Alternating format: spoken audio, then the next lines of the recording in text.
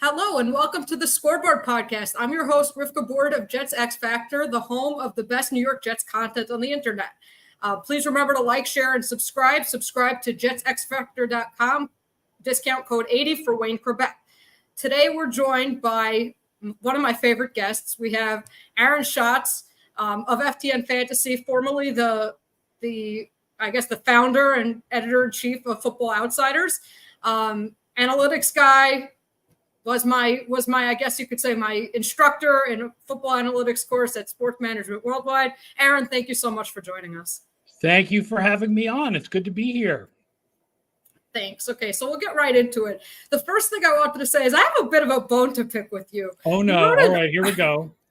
You wrote an article about the top 25 players under 25, talking about each team and their top 25 players under 25. And this is what you had to say about Sauce Gardner. Sauce Gardner has 132 tackles, 1 forced fumble, and 2 interceptions in his first 2 seasons. What do you think I'm going to ask you about that? I don't think I did that. I think the editor stuck that in. Okay, that makes sense because I would have never been like, 1 forced fumble. That's, well. I probably just said Sauce Gardner and just assumed I was going to ask you about the tackles and the forced fumble. If I just said Sauce Gardner, you'd go, he's one of the best cornerbacks in the league. Like, I didn't need to give stats. So I think that got put in by the editors. Okay, fair enough, because I was going to needle you about putting in tackles for a cornerback. I think no. Cornerback tackles? No. I mean, tackles, period, but officially. Done. If I had done I would have said either successful pass tackles, like pass tackles after allowing a short gain, or run tackles. Because I track those for cornerbacks, and those are valuable, right? 3-yard, tackling a guy after a 3-yard catch is valuable. Tackling a guy after a run, right? So yeah, if that was put in by me instead of the editors, I don't even think I even noticed that was there. Yeah. Okay. Well, we definitely noticed it. It was like, what? Aaron wrote that? Yeah. No, it's interesting actually you mentioned that, because if you were talking about run tackles, you would have noticed that Sauce Gardner missed a lot of tackles in the run game last year. It was probably his biggest weakness. Oh, I don't remember what we have for him what do we have for him from FTN and broken tackles? We have 10, which is a lot for a corner. Yeah, he definitely missed a lot of tackles, took some bad tackling angles. Didn't do that so much as a rookie, but last year was that and dropping interceptions. Now, speaking of interceptions, just in general, I know you've probably seen ESPN was doing its top 10 rankings for each position. They spoke to different coaches. Yeah, I'm a bad ESPN writer, because even though I am an ESPN writer, I didn't look at hardly any of those top 10s. But okay. Hit me up, because I probably have opinions about them. Okay, so they listed Sauce Gardner as the number 3 corner in the NFL, which is fair. Again, you want to quibble about where in the top 10 he lands, exactly fine. But then there were some evaluators who apparently left him out of the top 10 altogether. There were quotes from talent evaluators around the NFL. One of them said he's one of the most overrated players in the NFL. Another I tweeted about that. That's wrong. Another one said that you could call holding on him on every play. Now, you voted for him. I believe he was your second cornerback. Aaron, for those who don't know, Aaron has a vote in the MVP and All-Pro. So Aaron voted for Sauce as, I believe, your second corner behind Jalen Johnson. Yeah, I think I had him as a starter. I think I had him as, meaning you had Jalen Johnson and Sauce Gardner were your two. So I guess if you could just comment on that, like what made you vote for Sauce as an All-Pro? What do you think about him as a cornerback in the NFL in general? And do you believe that moniker that has gotten all over the place, that you could call holding on him on every play? That's good defense. If you know how to hold without getting it called, that is good defense. That's good. Like, the whole point is stop the other team without getting called for a penalty. So it doesn't matter how you do it. If you stop the other team without getting called for a penalty, you've done a good thing. So why is that a criticism? I don't know if it's true. I'm not an expert on defensive holding, but let's say it is true. That's great.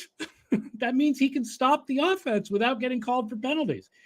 I created this new stat last year, this coverage DVOA, which measures cornerbacks based on every snap they're in coverage, right? So incompletes and not getting thrown at count the same. But you get hurt if you give up catches, and you get helped if you get interceptions. So he was 8th in that. And of the top guys, he was the one where the reputation and the scouting matched the stats, him and Johnson. So I'm like, well, these are two guys that are considered among the best corners in the league, and they have the stats to match. And the Jets were 4th against number 1 wide receivers last year and 1st against number 2 wide receivers. Like, their secondary was amazingly good last year. The whole thing, by the way, like DJ Reed, Michael Carter. But Sauce is great. Like, I would definitely think I could make a good case for Sauce as the best corner in the league right now. Patrick Surtain, I believe, was the guy that was chosen as the best corner. And his stats were not that great last year. They were good, but they were not as good as Johnson or Gardner or Denzel Ward. And stats are not the be-all, end-all. Charting is not the be-all, end-all. And cornerback stats are notoriously inconsistent. But I think there's a better argument for Sauce as the best corner in the league right now than Surtain, even if you do want to put Surtain in your top 5 or your top 10. Fair enough. I mean, that's kind of the way I looked at it. I mean, I think Surtain also had a better 2022 season. Yes, he was better in 2022 than he was in 2023. Yeah, he was awesome in 2022. That's the problem with cornerback stats. As you said, that's the problem with cornerbacks in general. The play is just so inconsistent. And one of the things about Sauce is he had back-to-back excellent seasons. Yeah, it doesn't matter how you look at it. Charting stats, PFF grades, it's the most inconsistent position, or just anecdotal. Think about somebody Jets fans will be familiar with, which is Antonio Cromartie.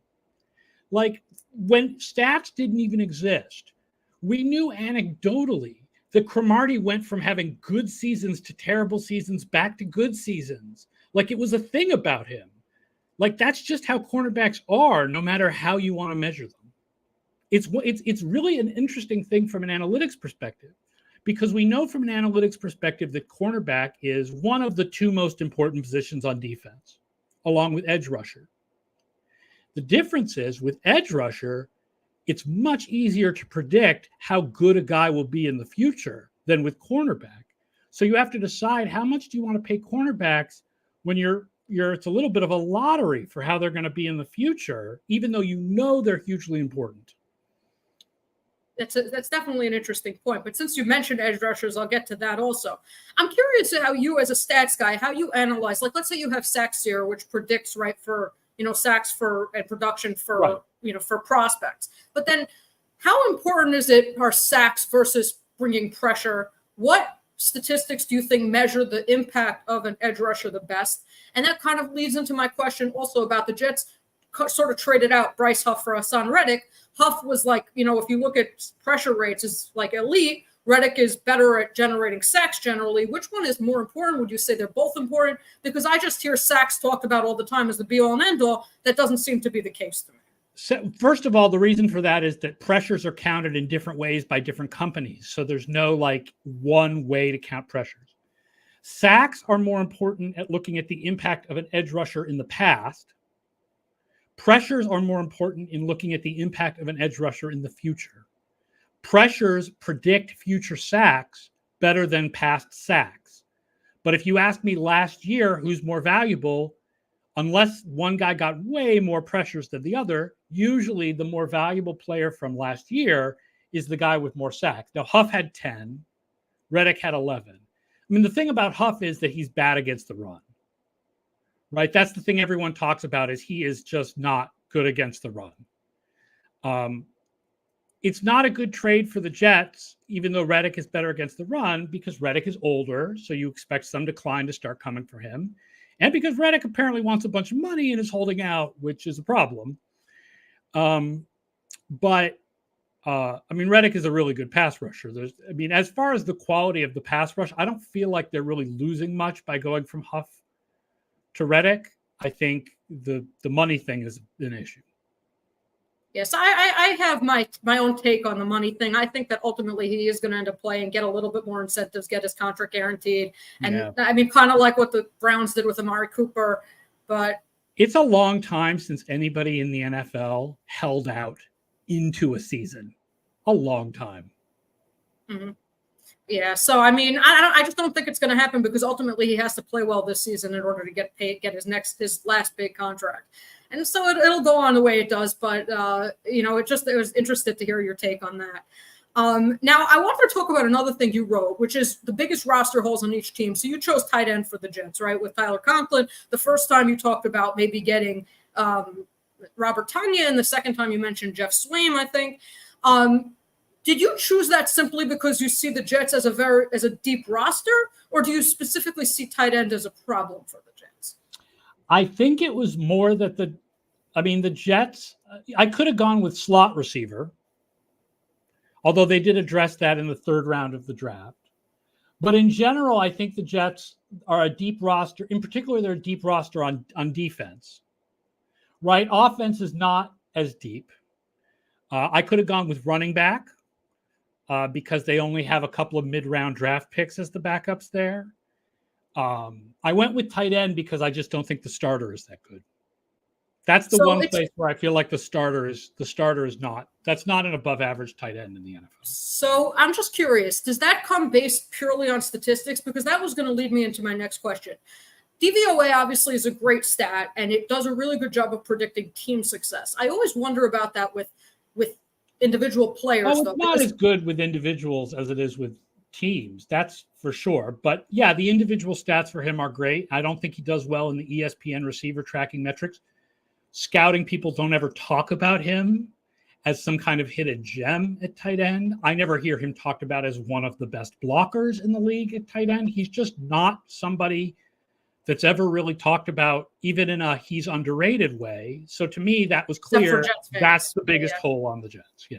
Yeah. So except for Jet fans, I mean, I'm saying Jets X Factor, our film guy really likes Tyler Conklin. I was actually watching. Well, it gives me reason to watch him more this year, I guess. Well, I'll tell you what it is about Likes Conklin. him as a receiver or as a blocker?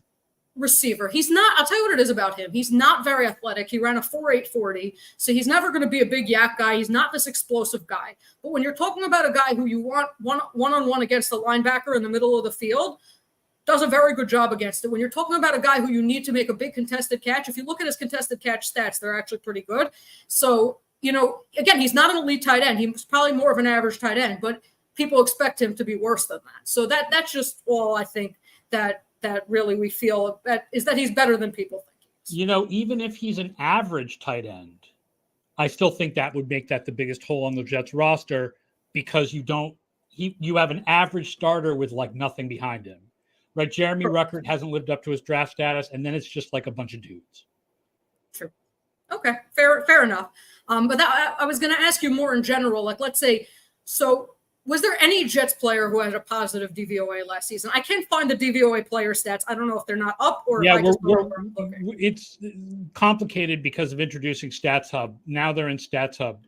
We'll get things online a little better, but anybody who had a positive DVOA, none of the passers, none of the rushers, and for a receiver, the only one is Breece Hall. Yes, as a receiver. Jason Brownlee with 8 targets. So that's not very much. So, yeah, the whole Jets offense last year was like hellish because of the quarterback situation and the offensive line situation, right? Because Hall is below average DVOA as a runner, but he had a lot of he had explosive play. Like when he could get past the offensive line, he could do things. It's just he didn't get the blocking. I'll tell you a fun story. I wrote something about that on Twitter, and Breece Hall actually directed messaged me. Wow. To say that I know what I'm talking about. Because I said something about how his stats are really bad, but it's not his fault. Yeah, so he knew he was not really friends with last year's offensive line. I think he's a lot happier this year. Yeah, no, absolutely. I mean, look, as people around the Jets expect him to cement his position as, if not the best back, one of the best backs in the NFL, just because of what he did last year. I mean, again, his rush yards over expected were 5th in the NFL. Right. When you look at like the next gen stat stuff, where you look at like where the blockers are at the time of the handoff and stuff like that. Yeah. Exactly. So there's that. Now, I wanted to ask you about your expectations for Aaron Rodgers this year. Obviously, he wasn't great in 2022, playing with a broken thumb. Alan Lazard was his number one receiver for a lot of the season. Would you say that his 50th percentile outcome is 2022, Do you think that's more his 75th percentile outcome? Do you think we have no idea? What do you think from a stats perspective and just the fact that he's obviously 40 years old and coming off an Achilles tear? It's hard to know because of the Achilles. I feel the same way about Rodgers and Kirk Cousins. I think people are overestimating the ability of these older men. I mean, I say older men, they're 10 years younger than me, to come off an Achilles injury and be the same guy that they were beforehand. Combined with the fact that Rodgers was not the guy you think he was beforehand, right? Because he was 22nd or something in DVOA in that last year in Green Bay. Our mean offensive projection for the Jets is 18th. So that is a disappointment to Jets fans who believe that Rodgers could come in and really juice the offense. But it's clearly much better than what they were last year. Like, all Rodgers has to be for this team to be dramatically improved from last year is average. If he's better than that, if he is the Rodgers of old, then they're like Super Bowl contenders. But I feel like the average likelihood is that he is average to slightly above average quarterback. Okay, and that's fair. I would say, mostly you said 22nd in DVOA. Overall, if you look at his stats from 2022, he was mostly mediocre. I think that's probably the way to describe him. If you watch him in practice, it doesn't look like he's lost anything off his arm. But the question is really just about, again, instincts and ability. And I don't know what Achilles, first of all, what Achilles does to your mobility. And second of all, to the, let's see if I'm pronouncing this word properly. Proseparation. I'm completely mangling the pronunciation of the word. It means the feeling of your body in space. Like the trust that you have for your body, that when you move a certain way, it will move that way, that you can feel the pass rush around you, right? Like, I don't know what the Achilles injury is going to do for that, for Rodgers and Cousins. Although we know that Rodgers is further ahead in his rehab because his injury was earlier in the season. So he's back on the field, whereas Cousins they're not sure when he'll be at 100%. But here's the thing, right? God, even if Rodgers is bad, it's an upgrade on last year. Because, first of all, because last year was so bad. And second of all, because the offensive line probably will be better. So even if Rodgers is bad, the offensive line will be better. So the overall performance, so Breece Hall's performance will be better. Like, everything points towards the Jets offense being better. I just don't know if Rodgers is a top 10 quarterback at this point. Okay. I mean, again, I might have let's say slightly different opinion, but I could definitely, it's fair based on his, again, 2022, the Achilles, and what you mentioned about, I'm not sure what the word is, but is it just like prosep? Like, I don't know. But I wish I had Will Carroll sitting over my shoulder because he's the one who taught me the word. But yeah, like the feeling of your body in space that you need to get back after coming back from a major injury. I mean, and just in general, Rodgers has talked about that. He basically said the last 5% is learning to trust, that your body's going to do. But again, a lot of times that leads to overcompensating in one way or another, chances of injuries, just not doing what you think, your body not doing what you think it's going to do. And that 5% could be enough to, to downgrade, especially a quarterback whose mechanics were not great to begin with. I think that's one thing that's a little underrated about, or just not talked about Rodgers, is that he succeeds with some of the worst quarterback mechanics that you like Phillip Rivers seen. Exactly. I mean, like the way he plays is just, it's impressive that he can do what he does with that kind of, thing. Now, we talked a little bit about Breece Hall. I'm curious what you think. Most stats guys are from the opinion that running backs don't matter. Is there such a thing as a running back who is good enough to be worth paying, even if most running backs are not worth paying? Like, was Christian McCaffrey worth? Apparently, the answer to that question is Christian McCaffrey. Okay.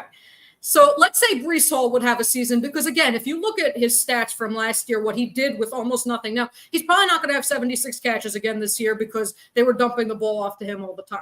Right. But just in terms of, let's say, his explosiveness, considering, especially like what he had in front of him, if he had a season like McCaffrey, would you say that he would join that group, or would you say he's still not worth paying? I'd want to see him have two. it's really tough. It's just the McCaffrey is such an exception. History is just filled with bad second running back contracts. It's that meme, right? It's the arrested development meme. Like, well, it didn't work for any of those folks, but maybe it'll work for us. Like, the 49ers are like the one team that it's worked for. We'll have to see what happens with Nick Chubb, right? Chubb does really well in any kind of advanced metrics that try to separate a running back from the offensive line. Like, he's really good in rushing yards over expectation and all that stuff. If I said to you, most running backs do not move the needle, either positive or negative, I would say right now, my opinion is Breece Hall is just over the line of running backs who do move the needle. In other words, he doesn't move it as much as McCaffrey or Chubb, but I don't think he goes in that big, vast group of like running backs who are just some dudes. Like, he's not Zach Moss. He's not Ramondre Stevenson, right? Who are like just guys who might have good games and might have bad games, and they're not particularly bad in any way, but they're not particularly good in any way. And I think he's over that, but he's not in where like McCaffrey and Chubb are. Okay. I mean, because basically my view on him and what I think the Jets should do with him is exactly what the Giants did with Saquon Barkley. Let him, I mean, if the Giants had the fifth-year franchise tag him and have one more franchise tag him and let him go. I mean, they tried to trade up into the first round for him to get that fifth-year option, which people were shocked again that they even took him at the top of the second round after trading up. But they tried to get that fifth-year option for him. But I would just let him play it out, franchise tag him, maybe franchise him a second time, maybe not, and then just let him go. This is year 3? Yeah. So he's still got 2 more years. He's still got this year and next year. Right. So, yeah. You'll know a lot more by the end of next year. If he has the 2 years you think he's going to have, then you pay him. I just doubt he's going to be that good. Okay. I definitely hear that. Now, speaking of, the idea of, let's say, this hasn't worked any time in the past, but it's going to be different now. I don't know how much you followed, let's say, the Jets' whole draft thing, Brock Bowers or an offensive tackle. What did you think of Brock Bowers in the draft process? Do you think the Jets made the right move by drafting an offensive tackle, considering that you think tight end is the biggest weakness on their roster?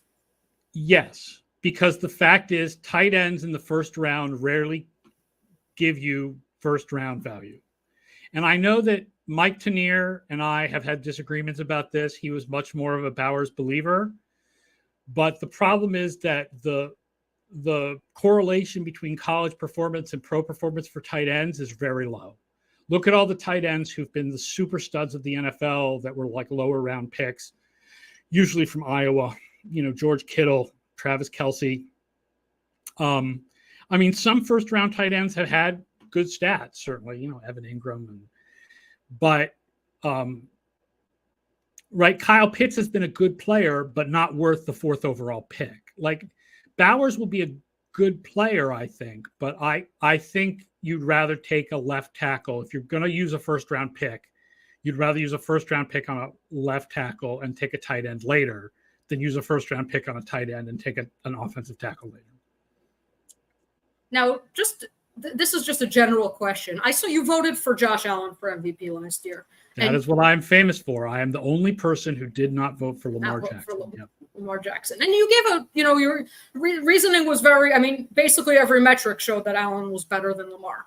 But one thing you said, which I found interesting, is you said Brock Purdy doesn't pass the eye test, right? That, it's just like kind of like all the elite players around him and things like that. Would you say, though, that even though I know that the stats were better for Allen despite the interceptions, and I understand that he threw a lot of arm punts, and arm punts are just not that bad compared to 5-yard interceptions. Nevertheless, would you say to an extent that it could be that Josh Allen's stats compared to just the amount of sometimes that he can cost his team by throwing an interception as opposed to just running? You don't think so? No, because the value, I mean, there are times where you may want him to run instead of throwing an interception, but that's true of all quarterbacks. I mean, Purdy's interceptions were more costly than Allen's interceptions. The positives are just so positive that they outweigh those negatives. And it was just a tough year where no one player really stood out, right? Like in most years, Allen was not good enough to win the MVP, but last year there was nobody who ran away with being the best player in the league. The closest thing to that was Purdy.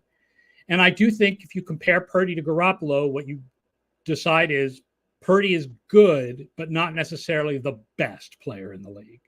That some of what he's doing comes from the scheme and the teammates. But he is doing it better than anybody who's been in that system for that team.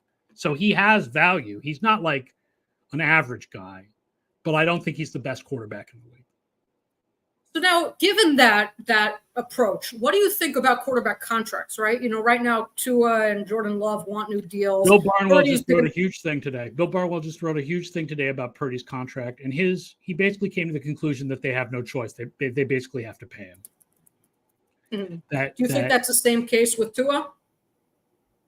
Yeah, I think what you want to do with both Purdy and Tua is figure out a way to pay them, but not pay them the top dollar. The problem with it's tough because here's the thing: there's three guys who are in this category, and one of them just got paid, and that's Jared Goff.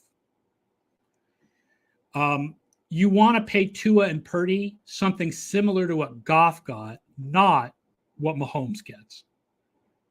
If they'll take that money, you're in a good place, because that's where Tua and Purdy are. They're with Goff in this sort of 8th to 10th like category of guys who are helped along by their scheme and teammates. It's not like they're bad players and they're really good at running those schemes, but they're not the transcendent player like a Josh Allen or Patrick Mahomes or Burrow. So that would be my hope if I was Miami or if I was San Francisco, would be to have a similar contract to what Goff is getting. So what did you think of the Trevor Lawrence deal? About the Trevor Lawrence contract, meaning 50. I mean, whatever it is. I've heard people say it's not really what it is. I don't know. I looked at it. There's still a lot. I think you have to pay for that he still has the potential to be as good as we thought he was going to be coming out. He is one of those guys who you win because of, even if he hasn't quite done what we expected him to do coming out. So I was good with the Lawrence contract. And what about Jordan Love, considering 1 year? What do you think he deserves? That is the hardest one. So I don't have a good answer because you are really basing a lot on 1 year. Mm.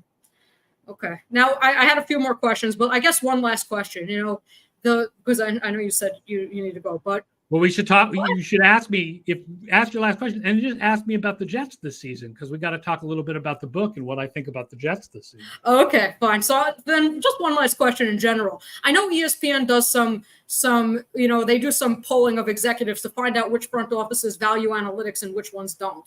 Now, when you look at the NFL teams, it seems to be very polarized. Like there are some teams, like you have the Eagles who embrace it, and some other teams, and then there are teams. I mean, the Giants were listed as one of the teams that really don't.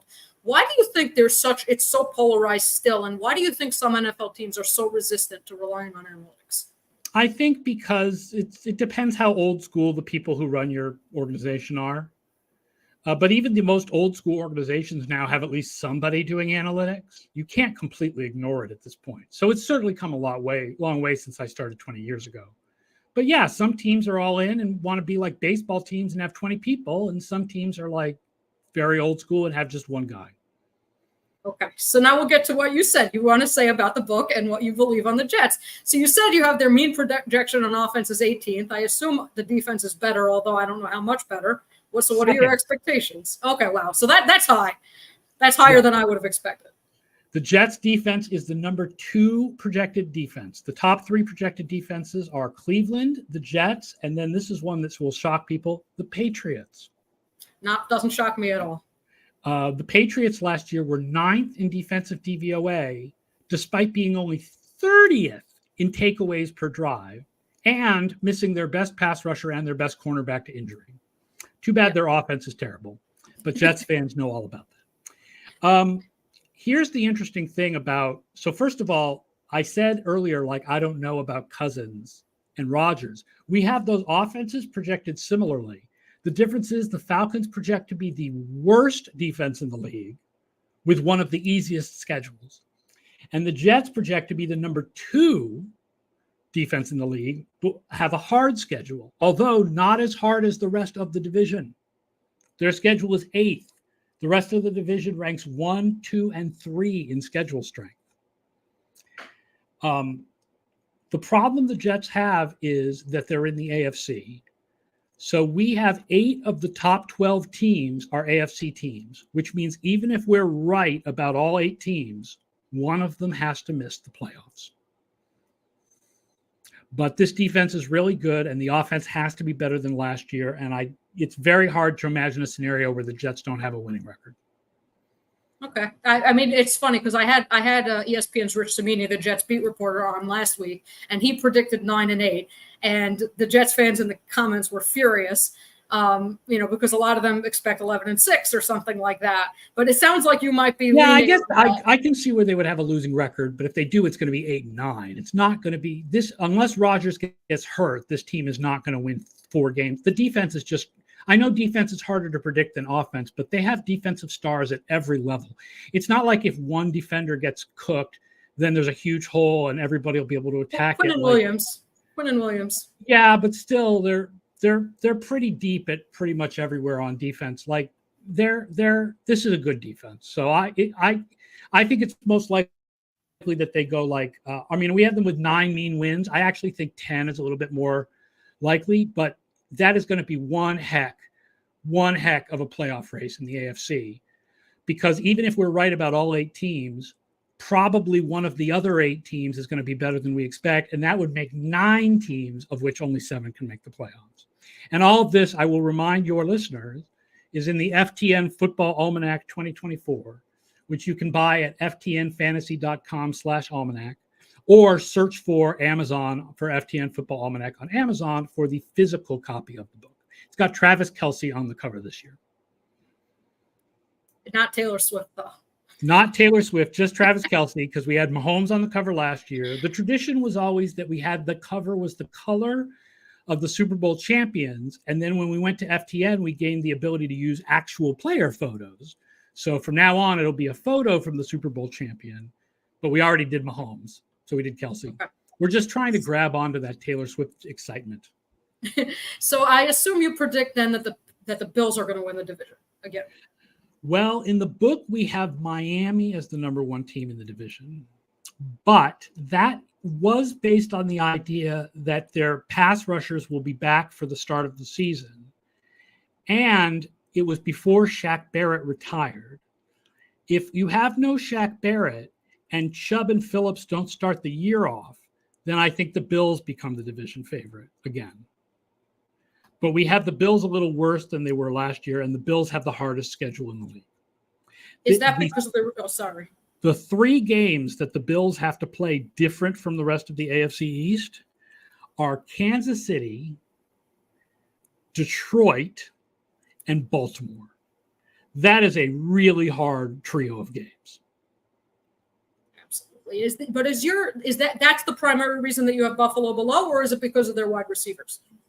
The primary reason we have Buffalo is we still have Buffalo with the number 4 offensive projection, but we have Miami with the number 2 offensive projection. So I'd say a combination of both of those things. Okay. And let's say in terms of ranking the defenses in the division, because you said you have the Patriots 3. I thought that all the teams, but there's still a lot of defensive talent in the AFC East. So you have the Jets 2, you have the Patriots 3, and then Buffalo 10 and Miami 12. So all above average defenses. All above average defenses, although again, it depends a little bit on what's going on with those pass rushers in Miami. Yeah. Okay.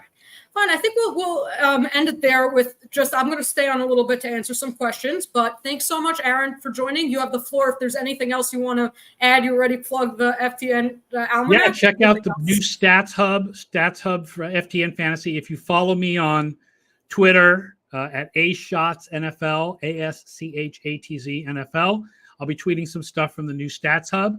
We are going to have, for subscribers, updated DVOA stats during the season that can be sorted by charting categories like zone coverage or different types of routes or play action. It's all going to be updated live during the season. It's going to be awesome. Okay. Thank you so much for joining us, Aaron. Good to see you again. All right. See you later. Okay. Take care. Be well. Okay, guys. So I would have taken the time to put some questions for Aaron, but the thing is that I knew that I didn't have a lot of time. So, and also he's not necessarily a Jets guy. He's actually a Patriots fan. So I'll answer some of your questions now. Dakota, yes, let's go Jets. Sauce was excellent in his press conference, seems to be incredibly focused. I mean, I wish he would be a little bit less present on like social media and he would just keep his mouth shut a little bit. But I thought what he said was pretty smart and pretty wise. How he said it used to be that it would bother him, but now it's just someone's opinion and they're entitled to their opinion. Yeah, I mean, he's a good teammate. He's a good guy. I'm not concerned about Sauce. I will admit it, I do get a bit nervous when he needs to come up and make a tackle on a screen or run, but he's an outstanding cover corner. No, absolutely. I mean, look, hopefully he comes up, his tackling gets better. It wasn't an issue as a rookie. He missed like 7.6% of his tackles. He was generally pretty sure-handed. It wasn't an issue, but last year it definitely became an issue. And he missed a lot of tackles, particularly in the run game. I don't know what it was there, but yeah, he's the best cover corner in the NFL, I think. Said this kid seems aware of the tiniest details of what he's not perfect at, and he's focused and improving. I'm not worried about him at all. Yeah, no, I mean, the one thing I would say he has to work on, which you could see, and I'm writing an article about this, but you could see in his pictures, is he needs to learn how to catch. I would think he would make some more effort for that just because he's so good in coverage. His catch technique is terrible. I understand he's a cornerback, but still, he might as well work on it. He doesn't have a million other things to work on. Harlan Hay, you said, when Samini asked Sauce how he can improve on his first 2 seasons, his first sentence was, oh, man, everything. That's a guy that's a franchise player. Just my opinion, but I think there's evidence to support my opinion. What do others think? So, I mean, to me, Sauce came in, and from day one, it was very obvious that he was going to be, again, a leader. He's someone, I mean, I still think DJ Reed is more of a leader in the cornerback room. I think Reed is like the tone setter. But, yeah, Sauce will be around here a long time. They're going to pay him. The question is if they're going to pay him after this season, which I think they should. But he's going to get paid. He'll be around the Jets for a long time. Reddick is not an honorable player. Jets should continue to find him. Then if he does come, he should be behind other players. He'll be in the rotation, but that's a Jet system. So I don't know if you could say he's not an honorable player. There are players all around the league who are holding out. Most of them are holding in because they don't want to get fined. But, I mean, Jordan Love's not practicing. Tua's not practicing. Trent Williams is not practicing. Brandon Ayuk is not practicing. So what, Reddick is a worse guy than any of those? I don't believe that. And if anything, you could say he has more of a reason than anyone else to be mad because he was traded and they knew he was looking for a new contract. Now, I believe, and I wrote an article about this the other day, saying that basically – the way the Jets saw Reddick is the Eagles are looking to dump his salary. We can get him for 1 year at below market value, and then he can go somewhere else and get a big deal. The Jets are not giving him a big deal. That was never their intention. That's not why they traded for him. Maybe they'll give him a little bit more guaranteed money, a few more incentives, and that's it. How long it's going to take? I mean, the Jets are kind of playing a little bit of game of chicken with Reddick, where they're saying that they're saying that they won't give him a new contract until he starts coming to practice. He says he won't come to practice unless he has a good new deal. Now, the Jets are being a little bit stupid about this because there's no reason for Reddick to practice if his money is not guaranteed, because if he gets hurt, the Jets could cut him without any salary cap ramifications. So really what the Jets should say is, day one, you come to practice, we'll guarantee your money, and then we'll work on some incentives. That's really what should be. I don't think you can put Reddick behind other players because he's either their best or their second best edge defender. And so I don't think you can do that. It would be cutting off their nose to spite their face. Did you say Ruckert hasn't lived up to his draft status? Third round and beyond are hard to project, and he has done everything he has been asked to. He's not getting time ahead of Conklin. So this is the thing about Ruckert. I wasn't going to press the issue because, again, we only had half an hour, but I think it's really hard to know what Ruckert is because he just hasn't gotten any time. I don't think you can say that a third rounder hasn't lived up to their status if there's someone in front of him who's better.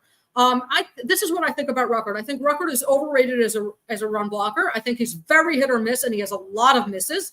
Hopefully that gets better this year. I think we haven't seen what he can do as a receiver yet. The Jets' problem is that they're probably not going to see it until the final year of his contract if they don't even get a new tight end next year because Conklin's ahead of him. So the pick was kind of dumb in that they knew how long they had Conklin for.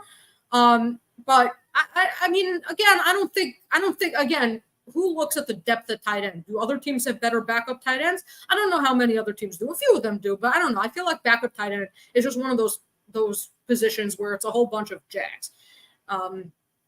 So I wasn't going to press that issue, but I tend to agree with you. Hall should have a good season this year. I'm a little bit more optimistic than Aaron. Again, Aaron is not a Jets fan. He's a Patriots fan. So he's more of an NFL observer at large. I think that Hall is going to have a better year than he does. I do think we're going to see Hall explode like Christian McCaffrey, but maybe I'm wrong. Yeah, as you said, John, Ruckert has been up and down blocking. Yep.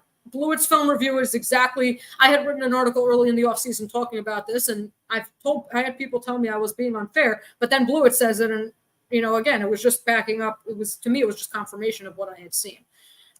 Jets only need average quarterback play to be contenders. So what Aaron was kind of saying is that the Jets need average quarterback play to be a playoff contenders.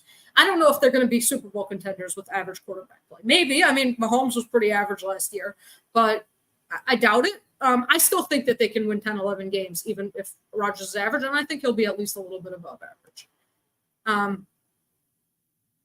I agree with some of his points, but when you only get targeted 22 times by the worst quarterback in NFL history, do you really know what you have? So when I talk about Ruckert being any sort of disappointment, I'm talking about his run blocking, because I don't look at his receiving as anything. I actually saw he has a pretty good rocker step. He's faster out of it than Conklin is, and he obviously caught that, made that leap and grab, back shoulder grab against the Chiefs with Zach Wilson throwing. So, I mean, I think you don't know what to expect from Ruckert. I wouldn't say he's a disappointment. I think he's just, it was stupid to draft him if you're not going to give him any playing time. Maybe that lack of playing time just shows what he is. But again, the Jets no one had a good season. 3 to 5 7-step drops, planting and throwing sprints and boots will need to be monitored. Yeah, exactly. John, I guess you're agreeing with Boomtown. His arm compensates 2 times for his mechanics. He can throw off his back foot and not be in jeopardy of throwing a pick. Absolutely. I wasn't saying that Rodgers' mechanics are all of a sudden. What I was saying more is he's already so reliant on bad mechanics. Tearing the Achilles could be more detrimental to him than it could be to others because he's relying on weird parts of his body to begin with. If you have good mechanics, again, you're relying on the Achilles, where it's meant to be relied on. Rodgers turns his leg weirdly. He throws off his back foot. And so I'm not saying for sure, I'm not a biomechanics bro, but I think it's possible that it could be more of an issue. Hall won't need to have a lot of catches. He could be used for play action. Then if a receiver isn't open, absolutely. I'm just saying I don't think he's going to have 76 catches again. He's not going to have 91 targets because the Jets were literally either they were under pressure, so they're dumping it off to him, or they were just expecting pressure, so they were dumping it off to him, or there was no one else open, so they were dumping it off to him. I don't think he had 73. He was on pace for 73 targets as a rookie. He's going to get targeted at least probably 65 to 70 times. I just don't think he's going to get targeted 90 times. If we didn't draft these running backs, I could have seen Ruckert as a short yardage running back too. He could get short yardage behind Boord, and just a crazy thought. Obviously, we drafted the halfbacks for a reason. I don't think that you need to go that far. If you have the trick play where you stick the tight end under center, fine. But I don't think you need to go that far. Again, they drafted Allen and Davis. Both of them are very good at short yardage. There's no reason. Brees should be better if the running game is if the blocking is better. If something hasn't worked in the past, why should it work now? I'm not sure what you're referring to exactly. If you were talking about paying Brees Hall, or you're talking about the tight ends, which I asked Aaron about. I don't think they should pay Brees Hall no matter how good he is. I love the Ruckert story. I love visiting training camp as a youth too. It's kind of cool that he got to play for his hometown team. Tua is one good hit away from retirement. He took such a beating already. One wonders why he didn't retire. Look, I thought he should have retired last year for his own sake and his safety, but he managed to stay healthy last year. Again, that doesn't mean that one hit, he gets another concussion. He just physically, he's in extreme danger. But he wanted to play. No one can stop an NFL player from doing what they want to do. It's his life, ultimately. John, I'm not sure what you were referring to. Patriots having good defense is shocking. Honestly, I expected the Patriots to have one of the best defenses in the NFL. They have Judon back. They have Christian Gonzalez back. Christian Gonzalez was really good last year before he got hurt. I know that Belichick's not there anymore, but they have the same structure in place. Gerard Mayo was their defensive coordinator. So, I think that Jelani Tavai is very underrated. Jabril Peppers very underrated. You have Kyle Duggar, who's a little overrated, but he's still very good. Jonathan Jones. They have a lot of really good players on that defense. And it's also really confusing because of the 3-4 and they have positionless players who can play all over. The Patriots would have a good defense. John, Robbie's going to be live with Blewett at 4, so not long from now. I think Robbie might be doing his own podcast with Corbett later. I don't know if it's scheduled, but I think he might be.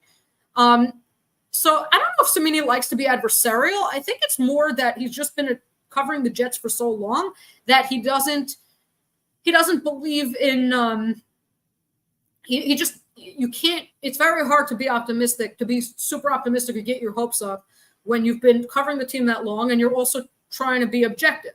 Now, again, we're Jet fans. Obviously, we see it in the most optimistic light possible. And again, I know I've been accused of being very negative. I'm just trying to be fair because as a fan, I have to tell you, I'm very excited about this season. I think they're going to be really good.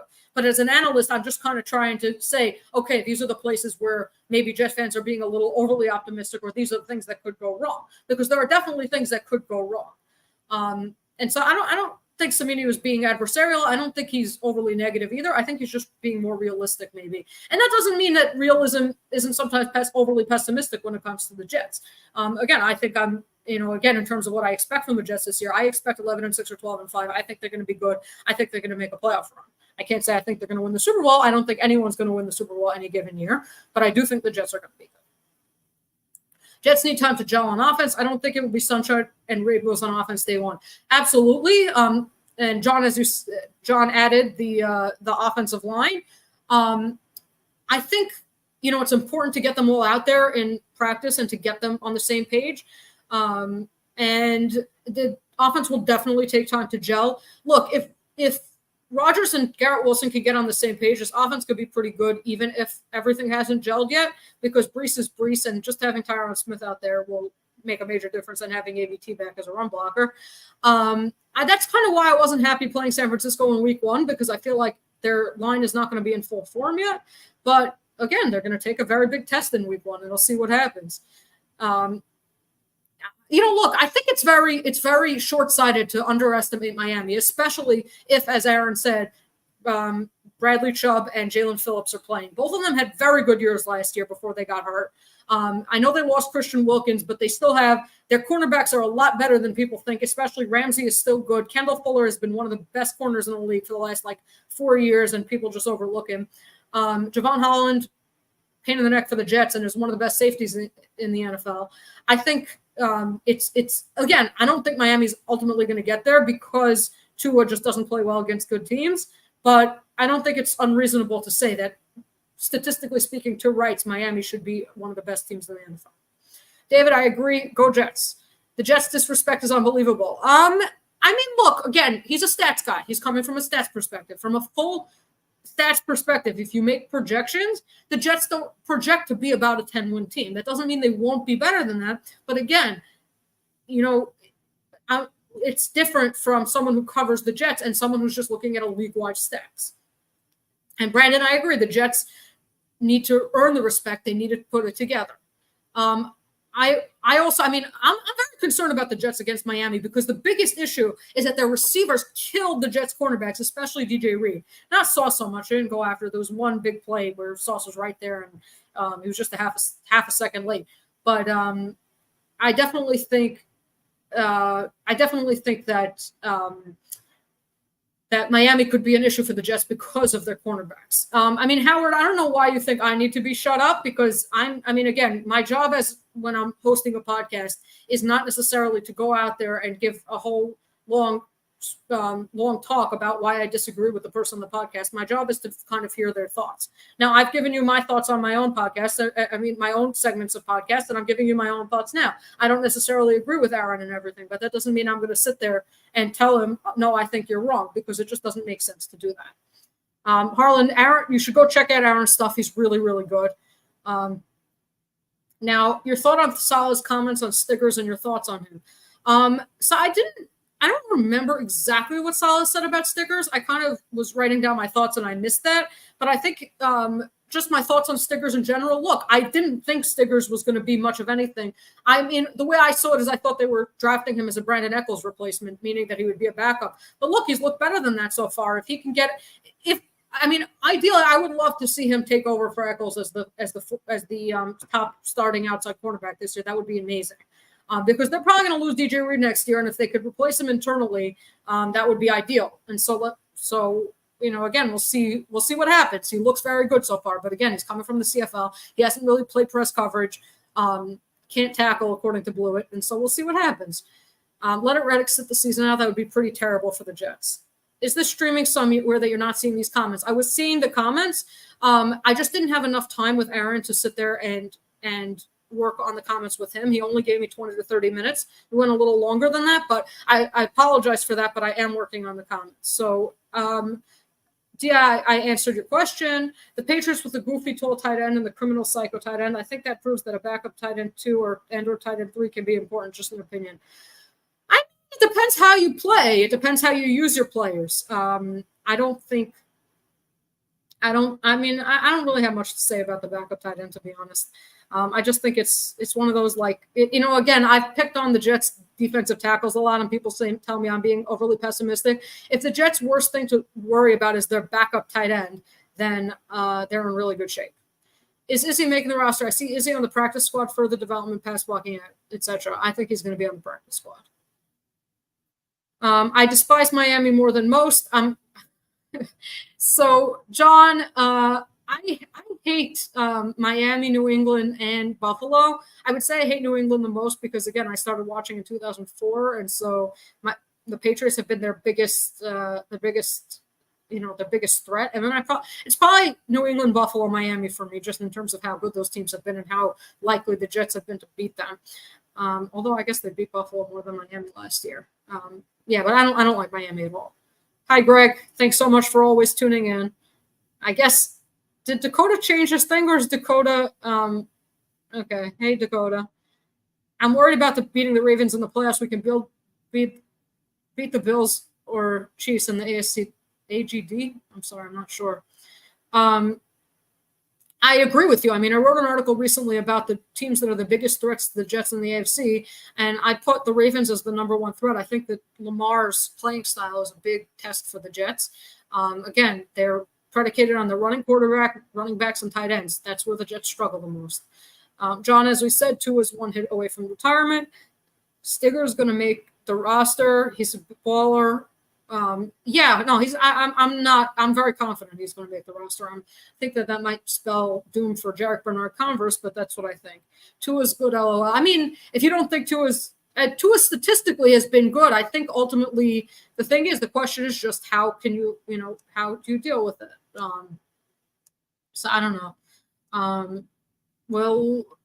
Again, we'll see what happens this year, but Tua in that Miami system has played very well. Last Sunday on my show, I said that Brady Latham has a shot to make the team. Thoughts? I haven't really watched him much. I know that strength is definitely a big issue for him. They have a spot at interior offensive line, so I guess Latham has as good of a shot as Xavier Newman and Jake Hansen and Chris Glazer, but I would give Hansen the upper hand in that case. I think of the three that played last year, he has the best shot. And I also think that they might sign someone because going into the season with Wes Schweitzer and then no one else as the interior, no one else even NFL caliber as your backups is not a good idea. Okay, that's it for me. Thank you so much for joining. Please stay tuned on the JetX channel because you have Boord and Sabo coming up to discuss training camp. Thank you so much for tuning in. Again, please remember to like, share, and subscribe. Subscribe to jetsxfactor.com with discount code 80 for Wayne Corbett. Thank you so much for joining and have a great day.